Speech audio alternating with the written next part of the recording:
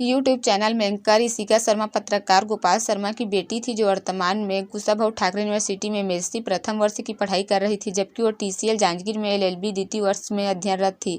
वहीं न्यूज कार्य में ब्रेक लेकर मॉडलिंग की दुनिया में भी कदम रख चुकी थी। 13 फरवरी को घर पर ही संदिग्ध हालत में लाश मिलने की सूचना पर पुलिस एक्टिव मोड में आकर जांच पड़ताल चालू कर दिया। वहीं पोस्टमार्टम रिपोर्ट में हत्या की बात सामने आते ही आरोपियों को पुलिस द्वारा तलाशी शुरू कर गिरफ्तार कर पूछताछ किया। घटना के दिन घर में मौजूद दोस्त ने अपने एक अन्य साथी के साथ मिलकर गला दबाकर अंजाम दिया।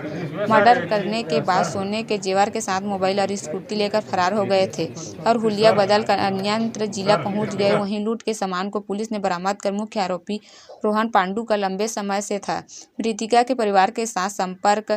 मृतिका से शादी करना चाहता था और ऋषिका की दोस्ती कई लड़कों के साथ होना रोहन को नागवार गुजरा, जिससे पूर्व में भी विवाद हुआ था और इसी को लेकर रोहन रंजिश रख मौका का इंतजार में रहा।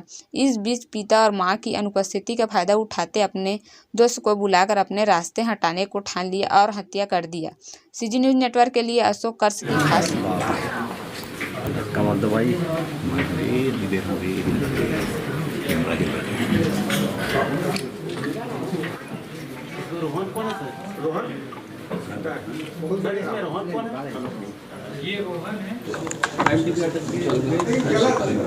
परसों दोपहर में सूचना प्राप्त हुई कि एक युवती का शव लेक सिटी कॉलोनी में है और उस सूचना पे तत्काल थाना प्रभारी जांजगीर मौके पे पहुंचे थे।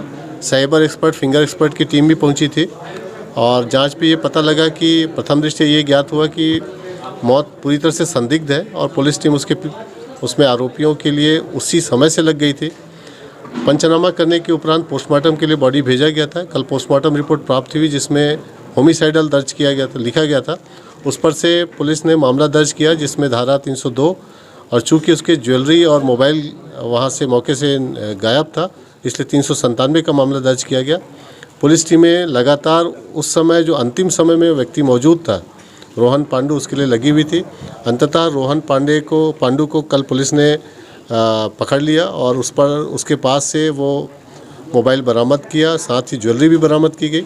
जब उससे पूछताछ की गई तो उसने बताया कि उसने अपने एक साथी के साथ मिलकर पूरे घटनाक्रम को अंजाम दिया है। उस साथी को भी पकड़ लिया गया है, उसके पास से भी ज्वेलरी बरामद हुई है। दोनों ने सुनियोजित तरीके से, प्लान तरीके से इस घटनाक्रम को अंजाम दिया था।